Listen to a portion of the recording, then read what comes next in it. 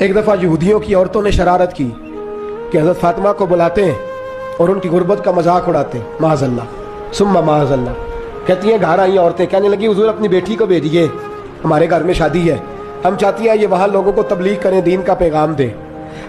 اب اس نام پر تو حضور ضرور بھیجا کرتے تھے، چاہے کوئی دھوکے سے ہی بلاتا۔ میرے حبیب پاک صلی اللہ علیہ وسلم نے کہا فاطمہ جاؤ۔ حضرت فاطمہ کہتی ہیں ہاں تو کر لی، پر میرے وجود پہ کپڑے پھٹے ہوئے تھے، کئی جگہ پہ پیوند تھے، اور مجھے پتا تھا یہ عورتیں کس مزاج کی ہیں۔ فرماتی ہیں میں نے نہ، حضور نے کہا تو میری آنکھوں میں 2 قطرے آنسوؤں کے آ گئے۔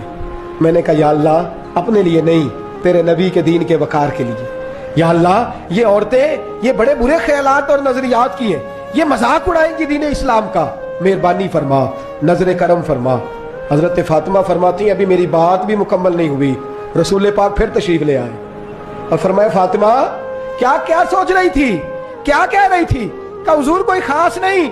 فرمایا نہیں کچھ تو کہہ ہی رہی تھی، کچھ تو سوچ ہی رہی تھی۔ کہتی ہے میں نے بادشاہی کے نظارے گھر میں دیکھے، کچھ تو سوچ رہی تھی۔ حضور کیا ہوا؟